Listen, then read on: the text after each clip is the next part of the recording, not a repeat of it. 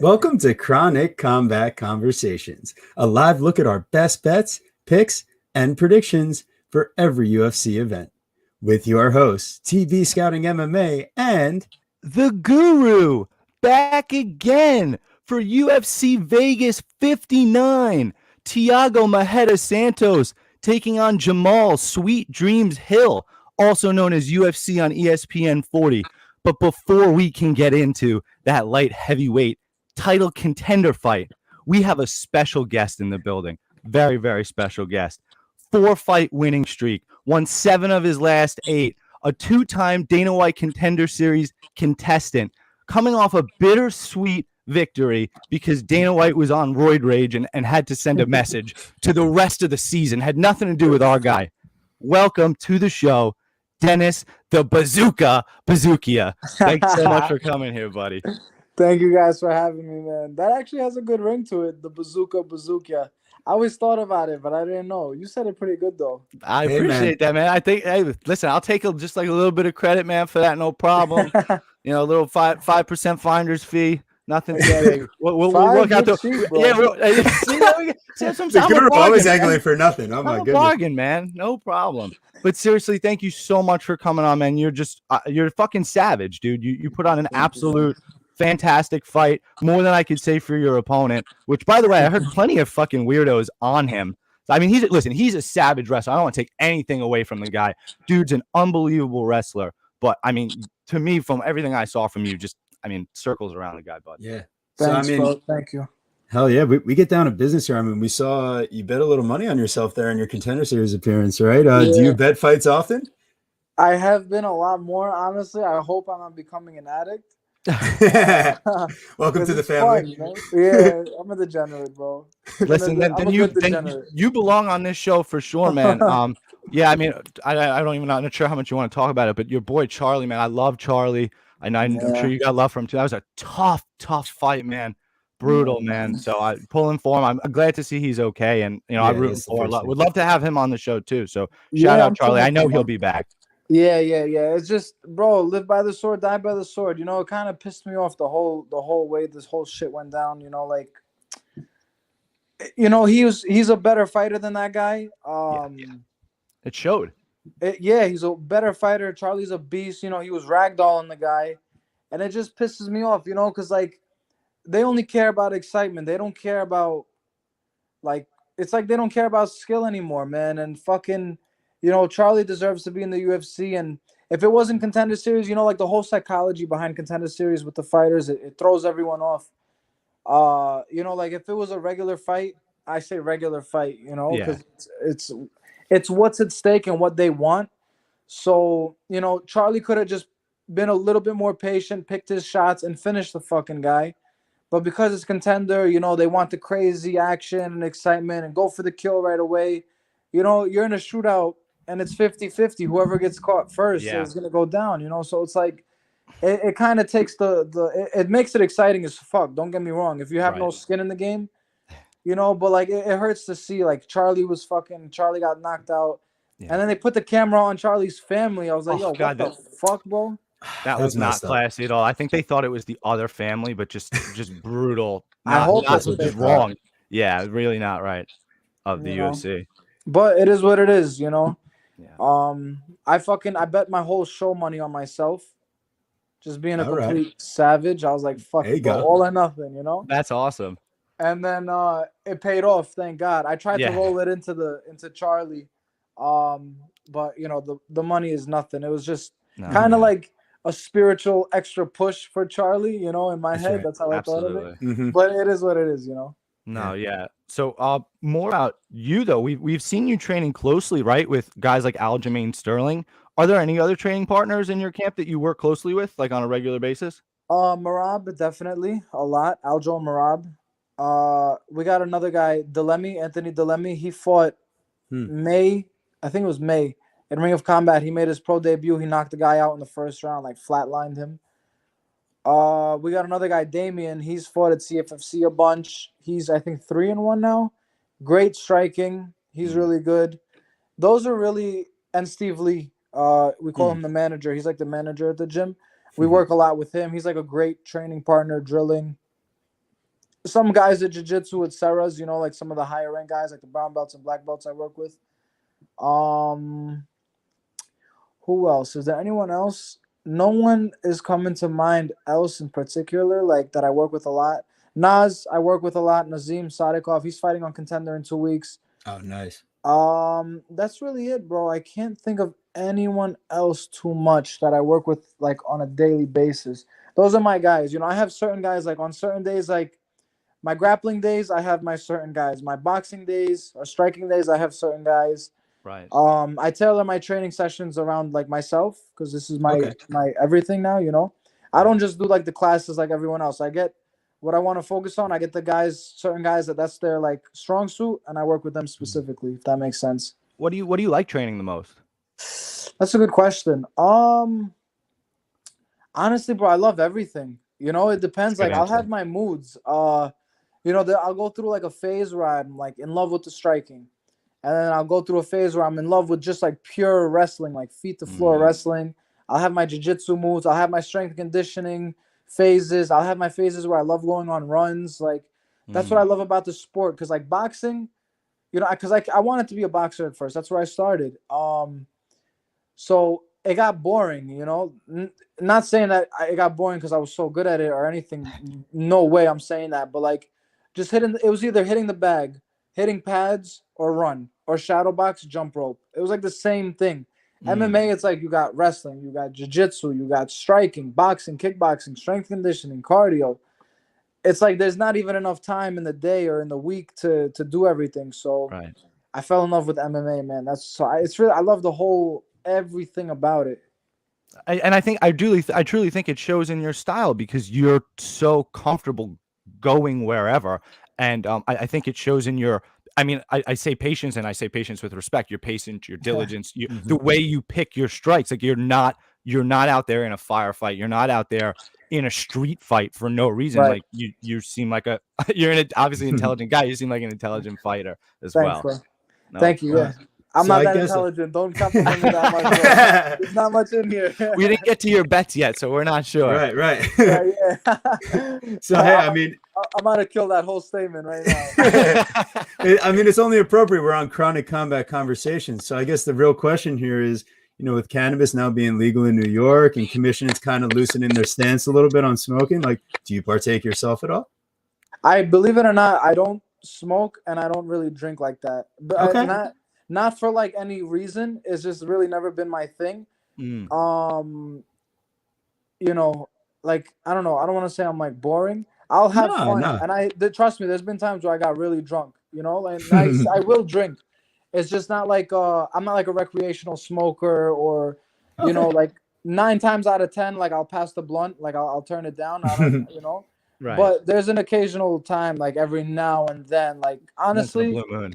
yeah, like every like maybe 8, 10 months, you know, maybe I'll smoke just cause, you know, like Yeah. you know, not for anything. I'm not. It's not like I'm like, oh, I don't smoke, I don't drink, I don't have sex, Yeah. I don't do this, you know. But like, Right. you know, I have my vices. Trust me, I have my All right. vices. But Listen, bro, if you're a square, you're a square. That's cool. I'm a gambler, bro. That's it. That's the truth. Yeah. So we all got a vice one way or another. That's No, the no. Notice how comfortable I feel calling you a square with you on the camera over there and me on the camera over here. Bro, I'm a square, bro. I'll be the first one to say it. No, clearly I am too, bud. So you can hang out with us anytime. Yeah, I fit in. I'm in the right group. Absolutely. I like your post painting behind you, dude. What is that? Do you Bro, mind me this is actually, I don't know if you guys know, I live with Ally Quinta. This is his Oh, house. I did not know that. I didn't know Yeah, that. Raging Yeah. Al, the So boy. this- I love Raging Al. Yeah, he's the best, bro. So this is like it was like a thing he sold, like a house, and someone made him a painting. It was like a Chinese guy. I don't even know his name. That's so good. That's amazing. Yeah. Oh, So there was God. good lighting here. That's why I'm sitting here. This is like his little office Ooh. area space. That He is does- very nice. That's so funny. A little like MTV Cribs, Ally Quinta style. Yeah, bro. Yeah. He's a man. really nice guy. What a He's the savage. best. Bro, he was one of my world- favorites. Bro, I he's a is. savage in the cage, but the Yeah. world doesn't know an eighth of how good of a person he is. Yeah. So in the chat, Jew coming in. What's your favorite table game? You like the gambling? Do you play at the tables at all? Yeah, I do. There you go. I was sticking to blackjack more, but the last few times that I've went to Vegas, I've been playing a lot more roulette. Okay. I'll have my moods. Like I'll just go. I'll be walking, and it happened a few times this last time that I was here. Like right after the weigh-ins, I think it was right after or right before. I think it was right after. Right after the weigh-ins, I was like, "Yo, I'm feeling black." I just went and put 100 on black, and it hit. You know. There you I'll go. just Hell do yeah. it. I'll just be like, "Yo, I'm feeling it," and I'll I just love go that. put it. You know, I I don't love give a that. shit. And That's then awesome. there was another time right before I left on the last day. I actually got pretty drunk. I took like a few shots of tequila. Yes. After the fight, you know, like the day after, I was in a good mood. I won the bet, you know, I won the fight. I didn't get the contract, but I was still in a good mood. You know, I was like, I'm enjoying life. And I got a little twisted. I went to the roulette table with like $300, just started spreading. Bro, there was one lady next to me. Every fucking hand, she was hitting a number. Every fucking hand. I couldn't believe it. And she was putting like $20 on a number. I was like, this Oh is my insane. God. That sounds And, like that sounds like our drunk buddy who was doing that with a middle-aged old Asian lady at 2 a.m.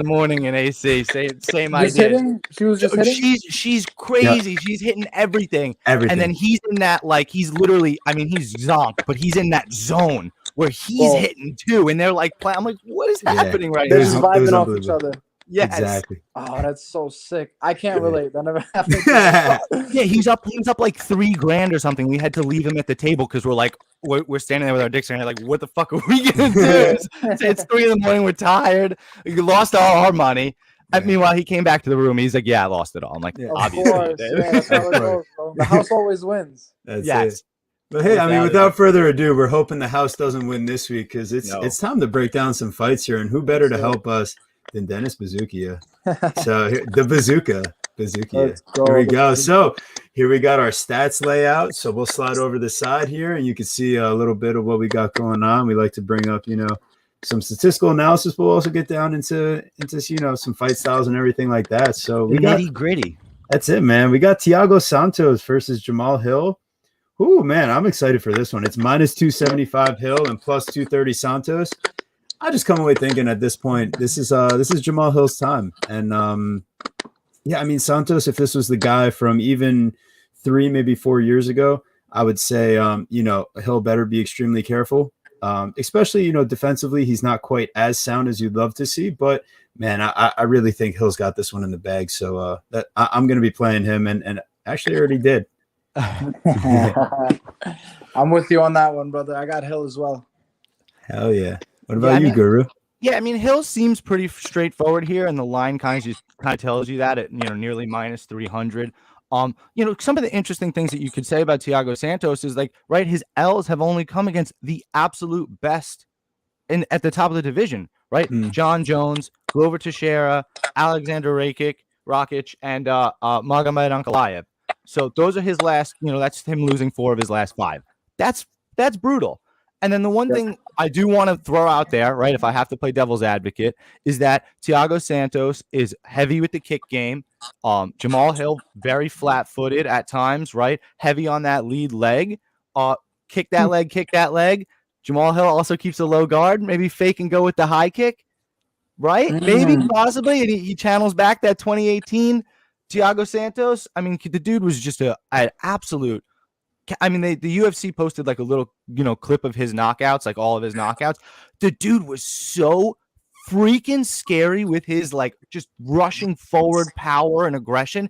He's just not that guy anymore. He just isn't. At least I haven't seen it. And against somebody like Jamal Hill, you got to be careful. You can't just blitz in because his counters are dirty. You saw him do it to Jimmy Crute. You saw him electrocute Johnny Walker. So yeah, I'm on Hill. I kind of like it early, honestly. I was thinking the opposite of that. Really? What were you saying, Dennis? You think an early finish? I mean, maybe. I think it gets out around 1, but I like maybe around 2 or 3. Okay. I think Hill can finish him too. There's another factor too. I think a lot of people overlook is a psychological factor where you got a young, hungry guy like Hill who's on a win streak. He has great momentum, and that builds your confidence. Like Hamzat, look at Hamzat riding the confidence, riding the momentum. And you got Santos who had the knee surgeries after Jones, and he's been on a losing streak. You know, you don't trust yourself as much. You don't believe in yourself. Like, that takes a toll on you, you know? Like, that's another factor a lot of people don't realize. And that showed also in the Contender Series fights last night. The first kid, the Israeli kid, I thought he was a better fighter than Billy. I forgot it. Oh, Shyman. Yeah. Shyman was a better fighter than Billy, in my opinion, like a more technical guy. Yeah. And I had him as I picked him to win. He ended up dropping him early, but then the psychological thing is what plays a huge factor. Like, he quit once Billy gave him back some fight, you know? So that's a huge fighting is 90% mental. And I think in this fight also, along with Hill's skill, I think the momentum and the mentality is going to play a factor too for Hill and for Santos. I love the way that you bring that up. And I mean, that's another wonderful reason why we have somebody like you on the show, because you're giving us those little gems that we don't necessarily think of, because you come, you know, from a different place. You're a fighter, man. Like, you got the real deal to it. So I respect that a lot. I think that's very, very important. And one of the things that I think is highlighted exactly by what you say, go watch the media day today. Jamal Hill dancing with the pictures, making jokes, laughing, confident as a mug. I'm gonna annihilate this guy. It doesn't matter who he is. I don't care if people are discrediting him. Like, I mean, he just sounds incredible. And then you look at somebody like Santos with his sunglasses on, and just he's more of a gruff guy anyway. Like, you know, not exactly the most flowery individual to begin with, but like, you know, he's just very serious and stern. And I think, like what you're saying, I think he feels the pressure here. Yeah, it's like, when you're not enjoying it, it's like you don't even want to be there, you know. And the second something goes south, you just let yourself get out of there. You know what I mean? It's like one of those kind of things. That's the feeling I'm getting. Yeah, I think I think you're right. I think it's written all over his face if we're not, like, you know, trying to read his mind too much. Yeah. But I think you're right. Like, no reason to think otherwise at this point. There's nothing I've seen from Thiago that makes me think he can stop the trainer Jamal Hill right now. Yeah. I got Hill, and I think he can finish him. That may be a little riskier play, because you just never know. But I like Hill by finish.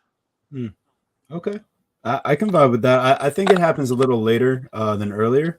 If anything, I just think Santos has really good defense. But, I mean, it's Hill all day. He's going to be the first leg of our we have a couple parlays. One already cashed out last week. We had him with Pantoja. So we have 2 units on that, and we have 2 units paired up with someone else coming up on the main card here. So stay tuned, people. Make sure you subscribe to the channel. Make sure you throw a like on the video here while you're hanging out. Make sure you guys go follow Dennis Buzukja on his Instagram. Follow him on his Twitter. This guy, I mean, he's going to be in the UFC before you know it. It's just a matter of time. Dana was just having a bad night. You know what I mean? He was just on his. I think he made a bad decision. Absolutely. Believe they save all the boring fights for tough, right? They want to put you on a reality TV show for 6 weeks and then let everybody fight to a fucking decision. Like what? I don't know, man. Hey, it's tough night. So, but on our co-main event, I mean, I think we're guaranteed fireworks here. We got Vicente Luque versus Jeff Neal. Woo! Oh man. Me and Guru have been going back and forth on this one, man. You got Vicente Luque at this point is -180, Jeff Neal +155. I'm like starting to hear those whispers a little more from Guru as this line keeps getting wider and wider, but I just can't give in. It's Vicente Luque for me all day. The dude he's a striker that goes to all 3 levels. And 2, he's dangerous. 3, he's been in firefights and you know he can take a shot. Yeah, he's been knocked down a couple times, but I mean, the dude's never taken a knockout loss. You got to submit him if you want to finish him. So to that statement, Jeff Neal's not going to submit him. So watch him go do that now that I said that, of course. But like, no, so I just think also the guy that has the advantage in the grappling exchanges is going to be the guy that's been the luta livre background for, you know, a lot of his lifetime, Vicente Luque. Jeff Neal, you know, he's got a little bit of wrestling in there, but it's just not the same. And that's why you see, you know, Luque, he's got those 9 submission attempts in his 18 fights, whereas Neal's only got 1 in his 8 fights.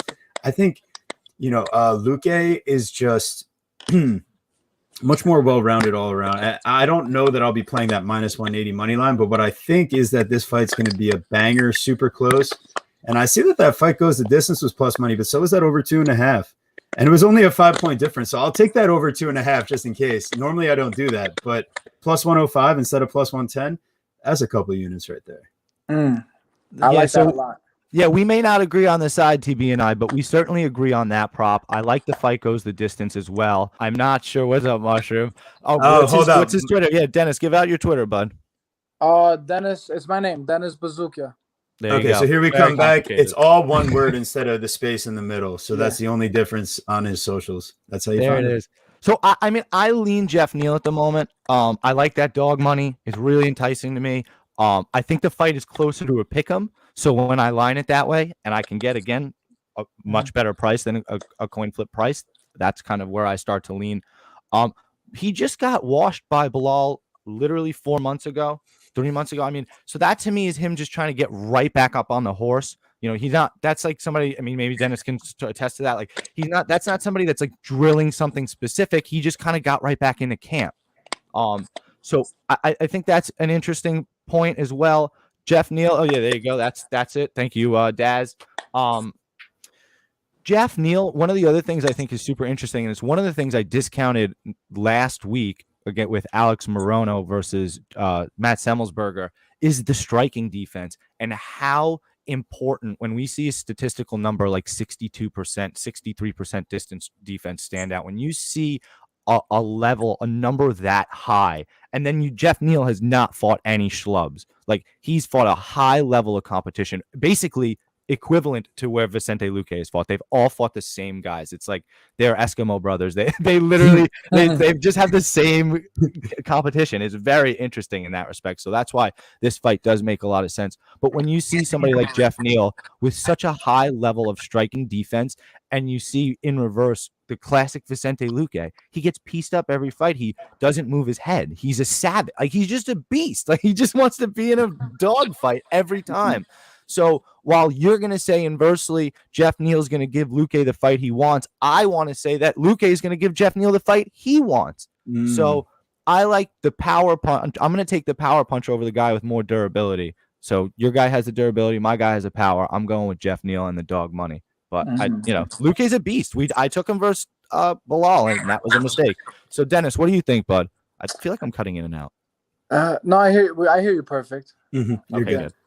Oh man, now you got me thinking. I mean, I think the safest bet that I would make is the fight goes the distance. I think they're both, when you have two good guys, like really good guys, one's durable, they have both great striking. It's hard for either guy to put the other away. You know what I mean? So I think that's a great one. Goes the distance, but I do think Luque has more weapons. He's fought much more, great experience. And then Jeff, I don't remember what fight it was. I think it was the Ponzinibbio fight or one of them. He lost one of his recent ones, but he looked very flat to me. I don't know if it's like he's been having personal issues. The Magny fight wasn't great.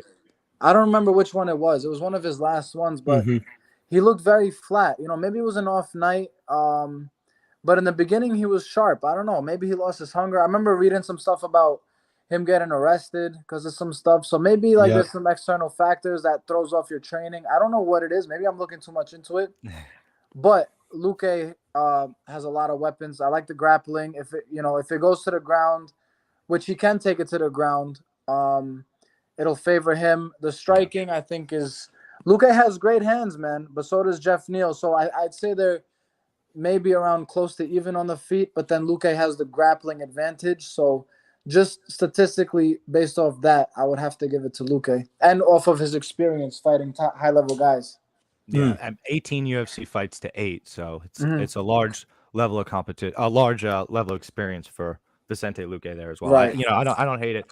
The Santiago Ponzinibbio fight is interesting, right? He drops round 2, he wins round 1 and 3, and that was the fight going into it where I was on Pons at Pick'em. And then, the news kind of came out that he had the DUI. I'm like, oh, man, that's sick. And then the line kind of, not sick for him, that's terrible, but like sick because I had a bet on Pons and I thought that was the right side to be on. And then the line ran where it kind of started to separate. Jeff Neal became a little bit more of an underdog, and then he pulled it out, winning rounds 1 and 3. I'm not sure, what Pons has left at the tank, though, either, which is something TB had pointed out as well. So certainly interesting. Fight goes the distance is probably one of our better plays of the week. Yeah, I like that play. Fight goes the distance. You know, I like a greasy sub prop, that Luke Vice sub plus 525. I do like it to go the distance in this one. So I can't fully get behind it, but it does tickle me. I love a greasy submission prop. Thank you, Stubborn Mick. Thanks for hanging out, man. Shout out to everyone in the chat. Appreciate all you guys being here with us. And we are on to our tough finale fight. One of them, we got Muhammad Usman versus Zach Pauga. We got a real size heavyweight versus kind of a guy that's probably going to be back at light heavyweight after this is all done. Pauga should have the speed advantage, but he is going to be giving up some size. And, you know, I think it's kind of odd seeing the line at minus 240 Pauga and plus 200 Usman. I mean, even from the name value alone, I thought that the books might have Usman aligned a little bit closer, but just from a size perspective too, I mean, Guru, you kind of said it to me before, so I'll let you go ahead with this point. But yeah, I mean, what happens if this fight isn't just like from distance? What do you think here, Guru? I honestly feel that if Usman decides to use like really any wrestling at all, the line should be like flipped. Like Zach Pauga, like you're saying, has the size disadvantage, and in heavyweight MMA, that's like very, very important. Zach is extremely well-rounded, but at the same time, he hasn't really been pushed. I mean, by his level of competition that he fought through LFA and Cage Warriors, or even in the house. I mean, to me, so I'll kind of have a similar narrative in the next fight, but he had the easiest fight, the easiest path to this finale here. He fought Niall Bartling, who was they didn't even put him on the show after they put him as the first fight, and then they literally got rid of the homie out of the show because he had nothing to offer. And then Jordan Heinerman, who probably shouldn't even won that first fight, got into a dog fight, and then he took care of business. Zach did, as he should have. Whereas you look on the other side of Muhammad Usman, he takes a fight against like a blabbermouth in Mitchell Stipe, who neither guy was particularly game, but that's still probably Stipe is still probably better than these other guys. And then he faces the number one guy in the house in Eduardo Perez, and has a split decision. Super low output from both guys. Fairly boring fights, right? I mean, Zach Pauga had the only finish out of any of the heavyweights, out of any of the fights. I similarly think that this fight kind of goes the distance. Probably a little chalky. I wonder what that narrative is, but I think there's gonna be a lot of staring in the mirror. I don't know honestly either of these guys, if I'm being honest. Completely So you guys think because they're heavyweights, they're slow, like it'll be a slow fight and go decision? That's kind of where I was leaning. Just given this matchup, they're a little more low volume. Usman has kind of shown, I mean, he's got 3 knockouts, 2 submissions, and 2 decisions, which for like a regional heavyweight, that's kind of a lot. And then you look at Zach Pauga on the other side. 1, 2, 3, 4. 4 of his fights have went to decision, and he had one decision on the UFC, the Ultimate Fighter. Yeah. So, yeah, they certainly are lower output guys. Okay. Do you have any picks between either one? I kind of like a little grandma's couch cushion play on the dog here, plus 200. Yeah.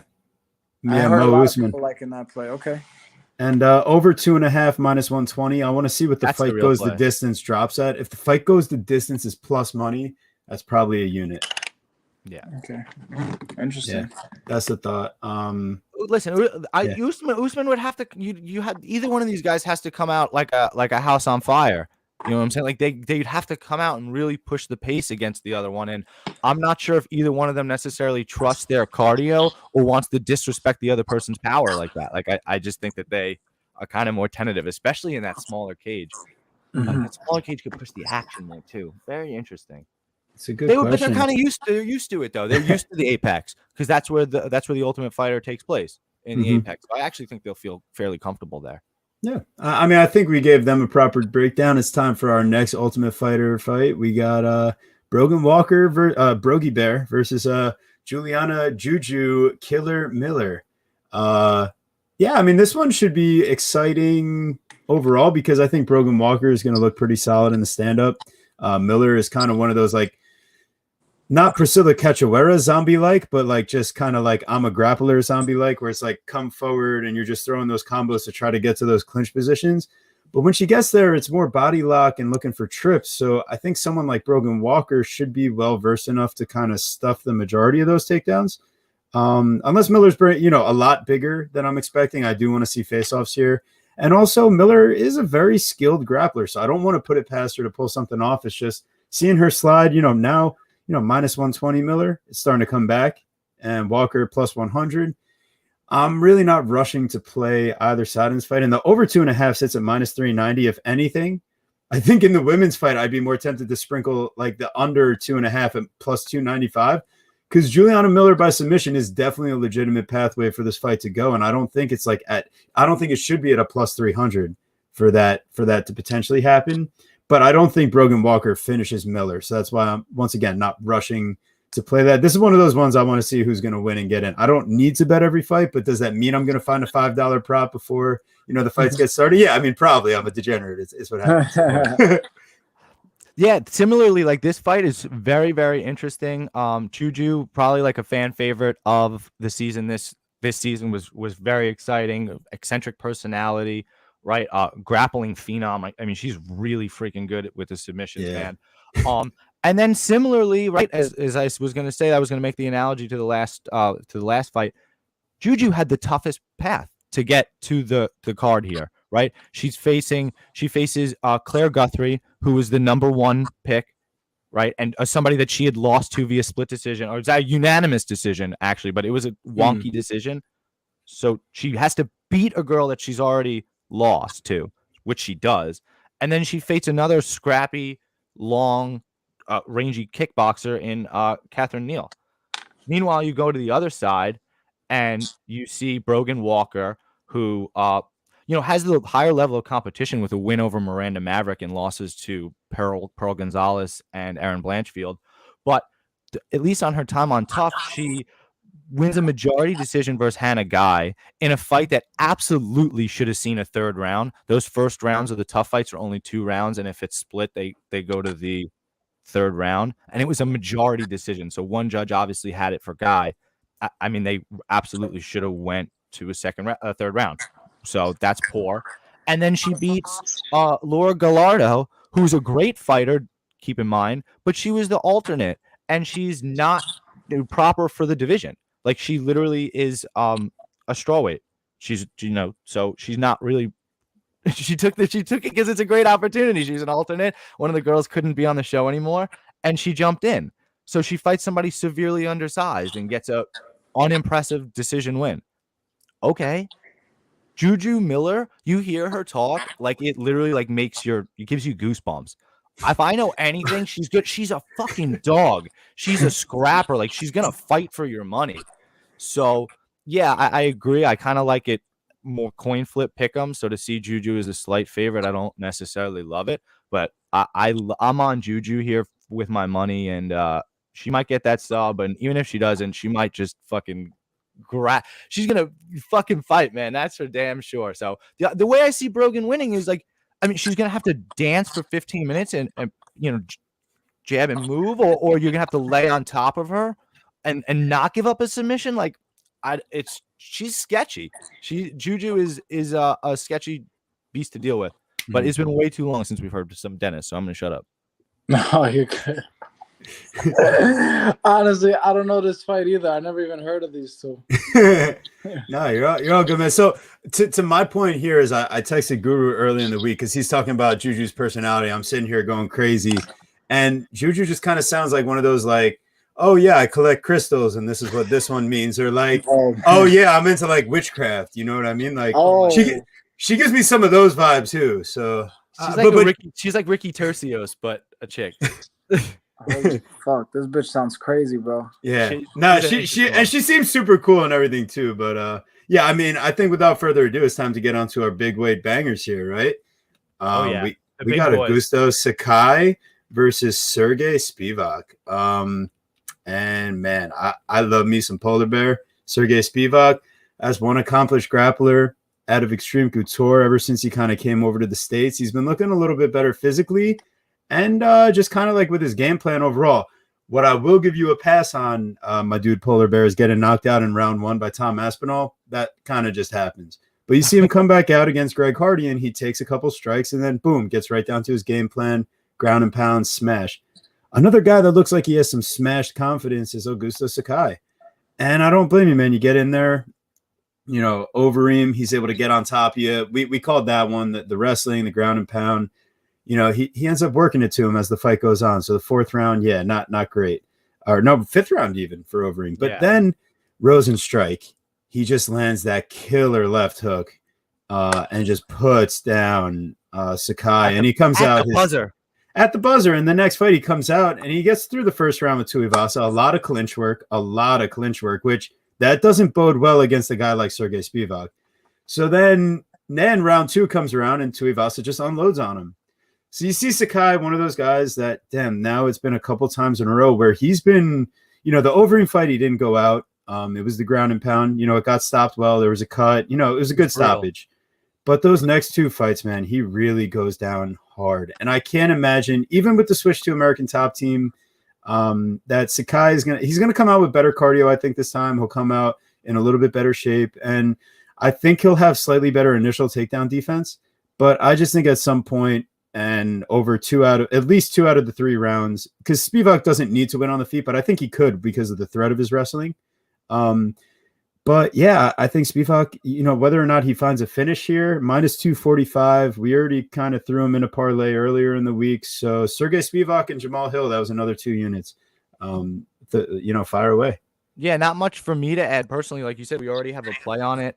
Sergey's a fucking beast, man. And one of the things I think Sakai is actually used to having, if you look back, he's kind of maybe used to having a size advantage, right? 77-inch reach, 6'3". How many people are actually bigger than him? Yeah. Sergey Spivak is. So, I expect Spivak to roll here. Yeah, I definitely agree. I've seen him because I've been at Extreme a few times. I've seen him work with the big boys. He's a beast. I think he's just a beast at that weight. I think it's going to be a great night for him. Also, I got him, Hill, and is McKinney fighting this night also, right? Yes. Mm-hmm. Yeah, he's coming up shortly. 3 in a parlay are my locks. Nice. I like that. I think that's a lot. I think that's like almost guaranteed money, those 3. Did you lay that already? Not yet. I'm going to put it on my Telegram because I got this little Telegram thing. Nice. With some people. Drew, do you drop a link to it? Do you want a link to drop or anything like that? Or I could put it up for you with a banner. Yeah. What? So tell me the link. I'm going to put it up on a banner real quick. We'll leave it up. How can I do that? I don't know how to do that. So tell me what to type. What is the link for your Telegram? Do you know? I don't know it. Okay, no worries, man. I only know how to like copy and paste it. Got you. If you're able to copy and paste it in the private chat, I'll be able to pull it from there. So if you could see how to do that, that would be it. If I come here, would I? Yeah, he's looking. Yeah. Yeah, better I stay here. Yeah, no. You're good, man. You're good. But hey, make sure if you guys are following at Dennis Buzukja, just the name, straight up, no spaces. Make sure you guys are following him on his Twitter, Instagram. He's going to be posting the link for that Telegram. So make sure you guys go and support him because he came out, supported the good boys at Chronic Combat, and helped join the show today. This has been an awesome time. Yeah, I mean, and we got a lot more fights here. Understand if Dennis, I know you had a few time constraints. I think we just finished up the main card there, right? So we're going to get moving on to the prelims here. So if you needed to hop out at any point, completely understand. I know you were up against just 3 taps. Just 3 taps, bro. No big deal. I'm good. I'm good for a few more minutes. All right, awesome. So let's get to the zombie girl, man. We got Ariane Lipski versus Priscilla Cachoeira. This one should be a fun fight just based off the fact that Cachoeira probably isn't really looking to do too much just like lay and pray ever. That's not part of her game. And 2, she's always going to be walking forward. So no matter who she's fighting, it's going to be super fun. Stats? Why does she have -4? What did you do? Stuff happened. We're going to have to take a look at some of these stats as I let Guru break down the fight. But really, I'm leaning zombie. What are you thinking here, Guru? Yeah, I mean, at these prices, it's really hard to be on Ariane Lipski here. Unless it's that have to be a full simp play because her last win right against Mandy Bohm. If you're a listener of our show, we went on a rant. I went on a rant a week or 2 ago about Mandy Bohm fading her in her last fight. And that came through for us because Mandy Bohm is not a very high level of competition. Similarly, on the other side, however, Priscilla Cachoeira just beat Jeon Kim, another fighter who literally last week we faded with Jocelyn Edwards by split decision, and that actually hit by split decision. So that was super cool. In this fight, however, I'm just not sure exactly if Ariane Lipski is going to be prepared for the continuous forward pressure of Priscilla Cachoeira. And additionally, what is super concerning about Priscilla Cachoeira, if you watch that Jeon Kim fight, is her striking defense. Because if you watch, it's possible Jeon Kim maybe won that fight, quote unquote, because Priscilla's face is a freaking mess. Her eyes are swollen shut, and Jeon Kim is like perfectly fine. So really, really suspect striking defense. However, I'm not sure if Ariane Lipski is the queen of violence is going to be the one to pull that off, to make her pay for her lack of striking defense, right? And I believe I believe Cachoeira has a bit of a size advantage, right? Yes. So Cachoeira is going to be 1 inch taller. She has given up a couple inches of reach. I wasn't able to fix it. There's a little glitch in my stats. I'll have to fix it for the next time. No worries. Lipski. But realistically, Lipski's not necessarily somebody that's known for, wonder boying and like utilizing her range or anything. So I don't really see that as an issue. Dennis, what do you think, bud? I don't really know. I know Lipski, but I don't know the other girl, so I can't really speak on this fight. I don't want to give any false information, I don't really, even the rest of the card, but I don't really know too much who else is fighting. I know Terrence. I don't know who else, honestly. Sam Alvey is the next fight. Let's talk about that one. I don't know his opponent, but what so we got Sam Alvey in his send-off fight here versus Michael. No, seriously, brutal. It's win or loss. Win or loss. No. He already came out on. Yes, so this is official. He came out when he got booked for this fight. It was that he talked to the UFC brass and they agreed that this is the last ride for Sam Alvey. Play the music off into the sunset. Career or just UFC career? Maybe. I'm not sure. The way I took it was at least UFC was. They're like, all right, man, we did enough at this point. Sam Alvey in the BKFC cage. Now that would be cool. Ooh, that would be interesting. I mean, I wonder how check left hooks work when you're circling backwards in there. But yeah, so minus 600, Oleg Zaychuk versus Sam Alvey plus 450. The over 1.5 is at minus 155. Sam Alvey, Guru asked for a meme to be made earlier in the week about betting Sam Alvey. I'll let him drop that one, but yeah. I'll go. The Riley Reid meme where she's like, "Oh, you're gonna make me." It's like it's gonna be my logo of the Guru, and it's oh fuck, you're gonna make me bet Sam Alvey because these lines it's a little wide, man. Even still, Oleg Zaychuk should be able to get it done by all stretches, right? But maybe a little wide to me. I still don't necessarily want to go to Grandma's couch cushion for that. Yeah. Well, I mean, he didn't get knocked out by Dustin Jacoby. So, if Sam Alvey's one hope is to catch him with that check left hook on the back footer to, swarm him and go crazy, it's like Dustin Jacoby just knocked out Dawn Jung. He would have been able to do at that point. I would add Oleg Zaychuk into that, fight of the night parlay that Dennis has got going on here. Because if you're going to add McKinney into R2 legger that has Hill and Spivak, you might as well throw Oleg Zaychuk into to spice up the pot. Because, yeah, minus 600. Yeah, it might sound a little steep, but I mean, Oleg Zaychuk has also fought, like Jacoby, Jimmy Crute, Oven St. Preux. The guys that he's lost to are legit. And Sam Alvey at this point just doesn't fit in that category for me. No, definitely not. So you guys got the favorite in this fight? Yes. Mm-hmm. He's minus 600, so it's sketchy. Yeah. What do you think? And you said, I don't know, honestly. This is one of them. I mean, if I was to statistically bet, I'd say Sam Alvey's going to lose. Right. But you said it's his last one in the sunset? That's it. Yeah, right off. Even if he wins? Yes. Mm-hmm. Wow, okay. Yeah. So you don't think maybe he'll go for broke in this one? He'll actually give it his all? I'm not even sure if that helps him. Under 1.5 is plus 125. If you think that's he's going for broke round one way or the other, plus 125 for it to it can even start round 2, but just end quickly. I think plus 125 on something like that, where Oleg Zaychuk could just get a first round finish, but you just get it either side at plus 125 for the under 1.5. I think that would be where I would lean on a bet for this fight. Yeah, and I'm not sure, how much of a gamer Sam Alvey is anymore, if I'm just being completely honest. Like, he was somebody that was going to decision with Ryan Spann, had that crazy draw with Dong Jung, like, was taking shots, was really pushing and fighting. And then you watch him get subbed early by Julian Marquez. And then even kind of worse, honestly, you watch him get subbed by Brennan Allen. And Brennan Allen buckled him bad in the striking department. And he just didn't want to be there anymore. That was like a long way coming with the finish. So I think Mikhail is feeling pretty good about himself, especially with the, he had the good win over Modestus that he probably actually didn't win. And the Shamil fight with, he had a good uppercut. So he's probably feeling good about that. Dustin Jacoby, as we said, we've made a lot of money on Dustin Jacoby, honestly. So you really can't, you can't really be upset about losing to Dustin Jacoby. And you come out here to a winnable fight versus Sam Alvey. So we got one more fight before the McKinney-Gonzalez one. Did you want to break down that McKinney-Gonzalez one first, since you had a play on it? I mean, I don't even know the other guy. I'm just riding high on McKinney right now. He came off of a loss. I follow him on Twitter. Actually, I talked to him a little bit.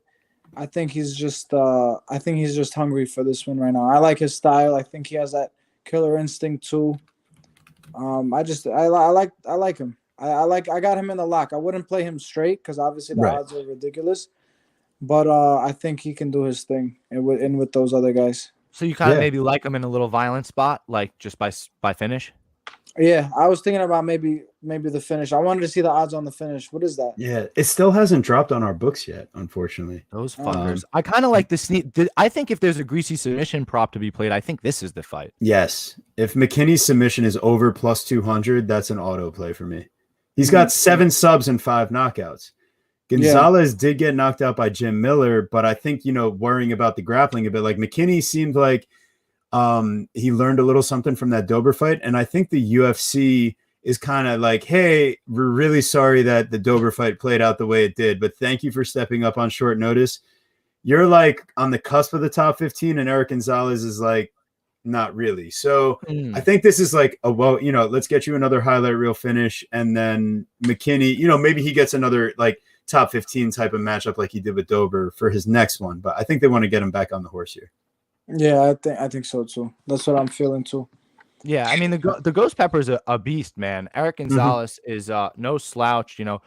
Rocks Jim Miller in that first round, nearly wins it, right? And just comes out early round 2 and throws like the stupidest front kick, axe kick you've ever seen in your life. Like he's not even close to hitting the dude. It's like what happens if you hit the buttons on the controller by accident and you're just like you're throwing an axe kick for no reason, and Jim Miller just comes and cracks him and puts him right. I mean, it was crumbles him, absolutely brutal. By the absolute Spartan savage, fucking Jim Miller, man. But yeah, it's pretty hard to be not on Terrence McKinney here. Definitely. I have to go now, actually. No, we really appreciate you joining us, Dennis. Make sure everyone that you're following at Dennis Buzukja and take care, man. Thank you so much for joining us. That's a tap out win for me over you guys Dennis got Buzukja. my first loss from finish. Yeah, you love it. No, Dennis, that was a win for us, man. Thank you so much for coming on, man. You guys. You're a savage, man. Anytime you want to come back, that's awesome. We'd love to have you. Yeah. And don't be a stranger on the Twitter and IG, man. We're definitely we're gonna be rooting for you all the way. Guys. I really appreciate you guys. Thanks for the talk, man. This is fun. I'm gonna do this more often. I kind of like this stuff. Anytime, man. Literally, anytime you want to come on. Yeah, thanks, guys. I appreciate it. All right, take care, man. I'll be in touch, guys. Take care. You should. Thank you. All right, guys. Bye. What a class act. What a dude. I mean, yeah, shout out everyone in the chat. I was trying to keep it a little lighter as we were going through the show. So if anything, I'm going to go back, pull up some of you people. I was like, oh my God, is the chat not popping? No, we're popping. It's just like, I appreciate all you guys so much. Just, I wanted to clip up the interview. So I realized, if I keep on pulling up messages, like I wanted a little bit cleaner. You a thinker. But so shout out Jew, in the fucking chat. And this dude supporting us on Insta, in our DMs from day one. Big time media members now. Hell yeah, we've been out there PFL this week. If you guys saw me in a little media scrum the other day, unbelievable job by TV. I mean, just a ridiculous time. I had the craziest panic attack and stuff, but like, I mean, that shit was just like incredible to be there, man. Yo, shout out. We had Daz, we got Mushroom, Bird MMA in the chat. We got Prince of Mischief. What's going on? Oh, what's up, Prince? Good to see you, buddy. We got Mushroom. We got UFC Egg. What's cracking, y'all? Oh, what's up? Thanks for Hey, hopping in, Kraken, man. I see what you're doing. Hey. Okay. Yeah. Okay, we're making some omelets out here. I see you. We got Jack Bowen in the house. Yeah, we all bet Charlie. Yeah, that was a tough one. Oh my God. We appreciate you That's joining brutal. us. Justin, yeah, Miller, because she's hot. Looks like she drinks too much and tear your house up. Oof. And you got to call the hot cops. My kind of girl. Yep. 100%. Literally, yo, bro. Yo, oh, daddy issues. Oh, childhood trauma. Oh, crystals and crazy shit. Sign me the fuck up. Like, Rob, hey, better late than never, man. We appreciate you so much. Thanks for being to the party at any point. Yeah, man. Seriously. All you guys, we love you guys. I'm sure most of you guys that are in here already subscribed, but just in case you are and you stumbled upon this part, make sure you throw a little subscription on the channel here. Make sure you guys throw a like on the video if you're here. Really appreciate it. Keep this channel bumping. Why don't you DM Dennis and see if he'll message you that Telegram link and we can maybe. Oh, yeah. That would be awesome. So let me, I'll do that. But hey, before I do that, let's start teeing up our next fight here. Keep this show rolling. We are on a beautiful pace. We started a little early. Your boy's getting to sleep at a beautiful time today because I am exhausted and we are going straight from work to PFL at MSG, Hulu Today Theater. We got the weigh-ins. Friday, yeah. Yeah, we got the weigh-ins tomorrow. Yeah, remember the good old days when you got Terrence McKinney at plus money? Fuck yeah, man. I bet him by knockout against Frivola. That shit was like plus 275. Yo, appreciate all you guys in the chat keeping it bumping. Yeah, so fuck. We got our next fight here. We got Brian Battle, Takashi Sato. Brian Battle dropping down to 170. Thought that was super interesting. I thought he had a decent amount of success at 185, but that was also against tough contestants. So now as you get into the UFC roster here, as opposed to Urbina and Tresean Gore, yeah, you probably want to have a little bit more of a size advantage. So, hey, you got it. 3 inches of height, 4 inches of reach. You're 5 years younger. What'll Guru tell you? On paper, that means you win about 60-something% of the time. Well, guess what? They got Brian Battle at minus 255. That's a little too much for me. Takashi Sato plus 215. Give me that. Not a lot, but I will be sprankling. Takashi, he showed the submission defense is there. His takedown defense has always been pretty solid. The Nelson fight, obviously, wasn't the best look in that regard. But yeah, I think Battle's going to struggle a bit when it comes to, being able to take down this judo player. But if he does, he should get some top control. But yeah, I just like Sato plus 215. That's my idea. Yeah, I don't know. I'm not super sold. I'm going to be more of a game time decision with this one. I absolutely need to see Brian Battle on the scale. I want to see him face off with Takashi Sato, as I'm sure TV alluded to. This is his first time moving down to welterweight. So I'm very interested to see him cut this next 15 pounds. He's got the activity advantage, right? He throws way more strikes. He is a better grappler. He's more dangerous. I'm just not sure what Takashi Sato even really brings to the table anymore. His best win, right, in the UFC is wins over Jason Witt and Ben Saunders. You put Ben Saunders out to pasture and or help put Ben Saunders out to pasture. And Jason Witt, as we were talking about already, has a Hall of Fame badge in. So it's not great looks. I think they're giving Brian Battle a winnable fight in a test down to welterweight, because at 27 years old, you do want to see what you have in this kid, and see how his cut goes. Somebody that kind of, we were already remarking how good a shape he looked coming in against Tresean Gore compared to how he looked against Urbina. And I think similarly here, he trains in North Carolina with absolute savage Taylor Starling, fighting for her BKFC title in August there. But yeah, I expect Battle to be in really good shape. So I agree with Tyler TB saying that, like the fucking line is a little wide or maybe too much, but I'm not sure that Sato is playable. So maybe fight goes the distance. Is fight going the distance plus money? What does that look Over like? over 2.5 is at minus 145. I don't think Battle finishes Sato. So if you're on the Battle side, I would say Battle by decision. I just think it's one of those ones where you could get to a split decision here, and you're looking at like the cage control of Battle versus the left hands that land with a little more impact for Sato. It could get sketchy as it goes that way. So yeah, I mean, if the fight goes the distance is like minus 120, that's value. The problem at the end of the day is, though, dude, is like, look at his strikes per minute. It's really bad. And then even pace at distance. Oh, it gets a little better at 7, bro. On the other side, he's throwing 18. It's an absolutely like that's the problem. But against Sato, like I don't Tresean Gore and Urbina. So he has counters. He has counter hook KO wins. Those are his wins in the UFC. Like he's won by KO. Like he doesn't. And it was against our buddy Jason Witt, which we'll get to. Right. Again, so these are guys that are coming forward on him, and he hits them like. Oh my! Listen, relax, man. You need to calm the fuck down. Yeah, I mean, but hey, I think we spent enough time on that one. It seems like we don't have the most solid of plays for you guys there, but fight going the distance, that could be what we're thinking. So we got our next fight. Oh, look at that! One of our friends we were just talking about, Jason Witt versus Josh Quinlan. Wow, yeah, I'm excited for this one because I'm excited to see what Josh Quinlan really is at the UFC level. That's fair.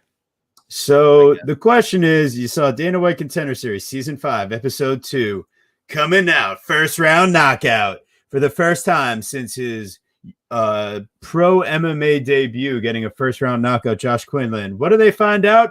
Steroids, Drostanolone. Yeah, that's not great. So do you really have the power that you need to put Jason Witt out? Because it's definitely, Brian Barberena almost was able to do it himself. So it doesn't take too much, Josh Quinlan. Do you have what it takes? I'm willing to say yes, but Quinlan minus 225. Fuck that. Respectfully, fuck that. Under 1.5 plus 125. The only way I would really lean that way is if you say like Jason Witt could submit him early. I don't think that's possible. It's really just Quinlan by round 1 knockout if you want to play like an under. So yeah, and then my question is, at the end of it, Josh Quinlan's the black belt in jiu-jitsu. So yeah, I mean, maybe Witt could get a little control. I know he's got a brown belt and he does have a wrestling background. So if Quinlan's not able to stuff his takedowns and he ends up getting happy playing guard, I mean, would a Witt decision here be the craziest thing to ever happen? A little Dana White Contender Series fade, shout out the boy Quinn and everyone else. I mean, I just can't get there. So it's Quinlan round 1 knockout for me. No, it's not. It's not at all. Oh my God. Oh no. So it's not a Quinlan round 1 knockout, and let me paint you the picture as to why. Okay, Bob Rush. That's you, bud, if you forgot. That's right. So Jason Witt was even able to survive a little bit versus Philip Rowe because he got a little wrestling going there, and then he gassed out and got knocked out in round 2, right? Survives versus Brian Barberena, wins those kind of first 2 rounds before nearly getting knocked out in the 3rd. Okay. 16-second loss to Matt Semmelsberger is Bad News Bears. Triangle choke win over Cole Williams in round 2. Okay. And then that 48-second loss. I'm dying here. He slowed down and says his story. Right? Yes, the steroids are going to get into Witt's mouth and it's going to have the whole Popeye effect. And then he's going to win the fight. Yes, that makes perfect sense. No, so the thing with Quinlan is that like he doesn't have, I can see why he used steroids. To me, from what I saw on the tape, he doesn't have one punch knockout power. He's got the collective accumulation of punches power, right? So he has his first 2 pro fights are finishes in round 1. Excellent. He hasn't had a round 1 finish since, other than his no contest on the Dana White Contender Series that he popped for steroids. My thought, he's probably using steroids the whole time. Right? If he's probably using steroids the whole time, we have no idea how he's going to look here against Jason Witt. Like none. And even still, I'm still not convinced that he's a round 1 knockout guy. He's not Jairzinho Rosenstrike incarnate. He's not Francis Ngannou incarnate. Like, I don't see it. He's a volume guy. He's got decent combos, things like that. Like, I just don't. Yeah, I don't see it. At least by round one, I think the value is fading the narrative ever so slightly. Ooh. Right? I don't know what fights to Ever start so round slightly. 2 looks like. I don't know, maybe what the over 1.5 looks like. Oh, not a terrible thought. Okay. All right. But just, like, I mean, you're not heavy on the wit side. It's just obviously what you're about to say is you feel like the stupidest person in Idiotville when Jason Witt gets knocked out in 3 minutes or less. Right. So like, yeah, of course. So it's a couch cushion play. It's a thought. It's really more probably research based. Yeah. You know, sit back and watch. Shout out to Couch Warrior Mike in here. We were on the show last night, had a good time. I was feeling a little under the weather, but we made it through. We did a good job, and we're back at it, baby. We're back at it. So here we go. We got in our second to last, or should I say our second fight of the card, we've got Corey McKenna versus Miranda Granger. We've got the Hobbit versus, someone that's got a pretty substantial height and reach advantage. Miranda Granger gonna have a 9.5-inch reach advantage, 4-inch height advantage. I just end up getting these like Bea Malecki versus Josiane Nunes vibes. Not that McKenna's gonna come out and knock out Miranda Granger. Let's all chill out. But McKenna, I hope she learned her lesson from her last fight. If you didn't learn your lesson from your last fight, that's a cuttable offense. I'll be honest with you, that's terrible. Corey McKenna, she needs to wrestle here. You got to take down Miranda Granger. You got to do the job. Granger's been controlled 36% of her time in the UFC. McKenna's got a 23% control rate. She should be going there. She should be doing that because she can make up the distance with the reach by crashing the pocket and getting takedowns. I think she has great takedown offense. She just has to fucking use it. And that's really what it comes down to. But minus 225 McKenna, shame on you if you play that money line at this point. Find a fucking prop you like, you savage. And it's probably McKenna decision. It's probably like plus money on that. But I don't know how great you could feel about it. So, Guru. Yeah, I'm not really a fan of this fight at all, personally. Keep it moving. Yeah, no, listen. No, it's cool. Listen, Corey McKenna was one of those interesting prospects like you kind of thought was going to be really, really big and has been like, I think underwhelming would be like, I think that would be the calm way of saying it. She's been extremely underwhelming, losing to Elise Reed as a heavy favorite and having to strike first K hands. Like, it was just weird. Miranda Granger, we haven't seen her in nearly 2 years. She had a baby. Congratulations. Pregnant, had a baby, recovering, training, getting back into shape. Awesome. So Miranda Granger, the Taekwondo black belt, rangy striker, long and lanky, not going to initiate the grappling at all. Corey McKenna, I don't know what she is. She doesn't. I'm not sure if she knows what she is. She's supposed to mix in the grappling and doesn't. She's definitely a hobbit at the least. What's up with these lazy books now, bro? Literally, you're so right, Prince. So mad about that, Prince. You're really not wrong at all. So I agree. Where are these fucking props at? Yeah, I mean, fight to go the distance, maybe, or maybe fuck no. Don't you put your hard-earned money on this fight at all. Yeah. If anything, fucking fade the narrative and maybe fight doesn't go the distance, but I don't know. Fuck that fight with your money. I don't even like a dog play on Granger because I don't trust Granger to stay standing, and I definitely don't trust her if she gets taken down to get the fuck back up. So no. Yeah. Well, this is something crazy when I'll put it this way for you, Guru. We were supposed to start this show like technically on a week-to-week basis in 12 minutes. Right. So look at us. We are on our last fight of the night here. We got Mayra Bueno Silva versus Stephanie Egger. Bueno Silva at plus 105 and Egger at minus 125. Ooh, baby. Why am I leaning towards Mayra Bueno Silva? I mean, you just look at the distance stuff, and Egger doesn't really spend too much time there, 26% of time at distance. So I think the fighter that's going to be most comfortable at distance and the one that's going to look better is going to be Mayra Bueno Silva. And she's not going to be facing someone that puts on an 18 strike per minute pace at distance. So I think her 11 strike per minute pace against someone that's putting up a 8.5 strike per minute pace. Okay, great. But okay, so what if this fight gets in the clinch? What if this fight, judo throws, Stephanie Egger takedowns? Well, I mean, this isn't Shanna Young, and this also most certainly is not our best friend Jessica Rose Clark that loves to get submitted in round one. Nor is it Mara Barella Romero. This is going to look, not like the Tracy Cortez fight, because Silva is not really an offensive wrestler. 4% control time shows you that. But 5 submission attempts in 6 fights, that tells you that Egger is not safe if she's in her guard. And I don't think Egger is the type of traditional wrestler to be able to survive those positions for extended periods. So if she doesn't get submitted early, getting snatched up, while they're still dry, take her down early round 1 with a judo throw, you got in the clinch, whatever. Yeah, it might get real sketchy down there for her. So then if this fight keeps on playing out from distance because she doesn't want to play in the guard, Silva wins that fight. So give me Silva plus 105. I think she's got more ways overall to win this fight. And I think she's the tougher fighter that throws a little more power. Yeah, I certainly don't hate dog play, right? I love that dog money. Playing dogs long term is the way to win money long term, right? Like, because these favorites, like, they just don't win majority of the time. For sure.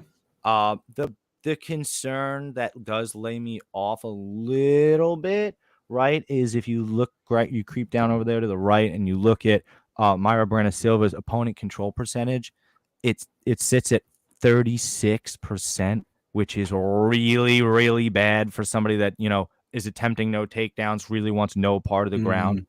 You're spending 40% of your fights being controlled on the ground. If Egger wants to do anything at all, it's use her wrestling, use her judo, get you to the fucking floor. Oh, that's fair. So if she can get it to the floor, I can't imagine her being able to get up. She subbed Shanna Young. She beats Shanna Young via ground and pound, and she subs Jessica Rose Clark fairly quickly. That was kind of a sketchy stoppage against Shanna Young. I'll be real with you. Yeah, it was a little early, whatever. But again, like, you're not getting up. Like, it's the same thing with the Derek Lewis finish. Like, I hear people, oh, I should have let him. Bro, you're face planting. You face planted. You're getting mounted and beaten. Like, don't, like, I hate to be like that, but, like, just don't put the ref in that position. Don't put the ref in that position to make that kind of call. Right.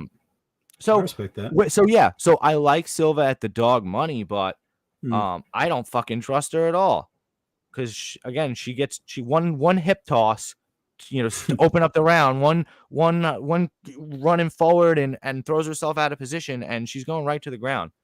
So you have Egger at plus money. That's a great spot to be in, and because it's even more wonderful spot because if you're really that worried, you can hedge out with the plus money on Silva. But yeah, I think a plus money on Egger, I would have liked that. For sure. I would personally say myself, I just like Silva as the side. I get what you're saying about the control and the takedowns and all that stuff. I just think that none of that comes without submission attempts from Silva.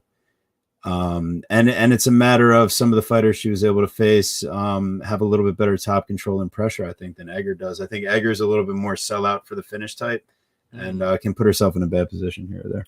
That is very interesting. She has a ton of submission attempts. So, yeah, that was my thought. But who knows? It could not be. Well, how about maybe fight doesn't go the distance then?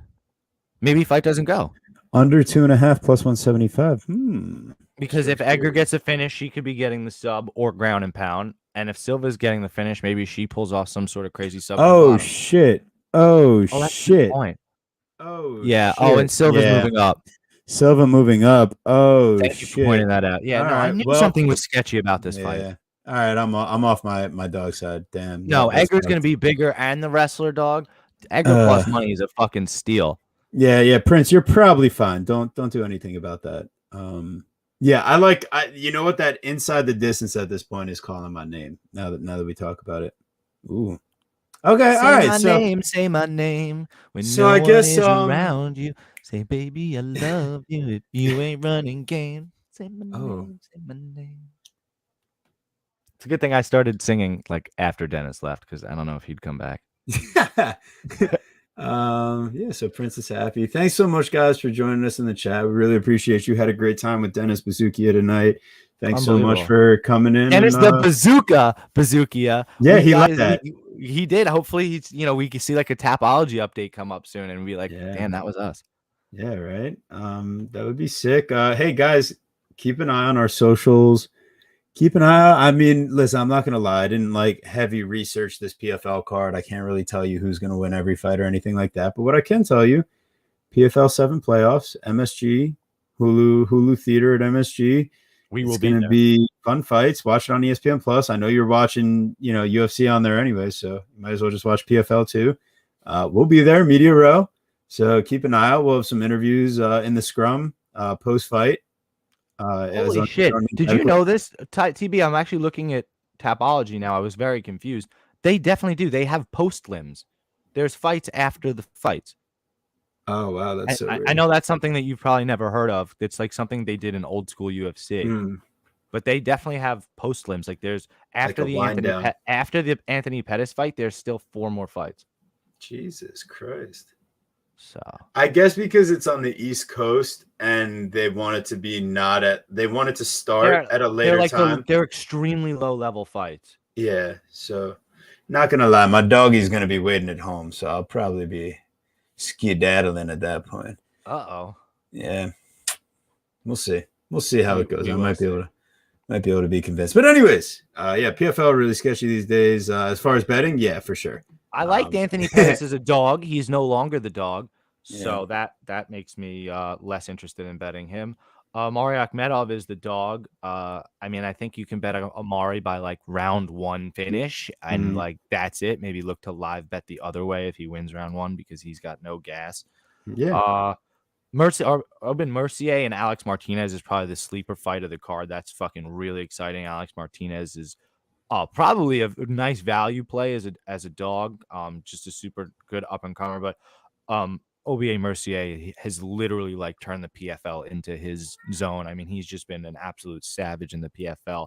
And Rob Wilkinson is a guy that has a bunch of finishes to his record, facing a guy in Delon Monte who's relatively inexperienced. And right, he had his own loss in his debut to to Antonio Carlos Jr., who ended up winning the $1 million. So that's really nothing to shame.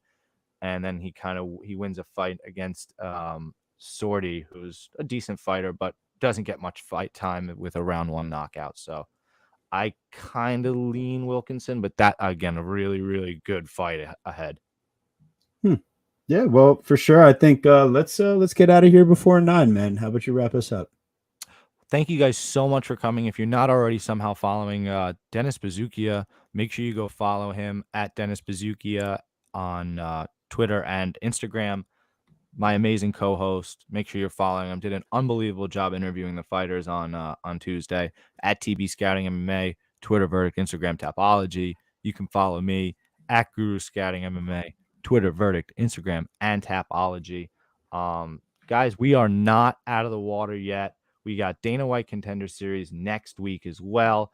And we've also got Marlon Cheeto Vera versus Dominic Cruz. And we're bringing another special guest to the building. One of our great friends and all-around just a wonderful person. And he's a decent handicapper. Maybe you've heard of him. MMA Lock of the Night, Manpreet. So Manpreet in the building for an awesome card. San Diego. Can't wait. Take care. See you then.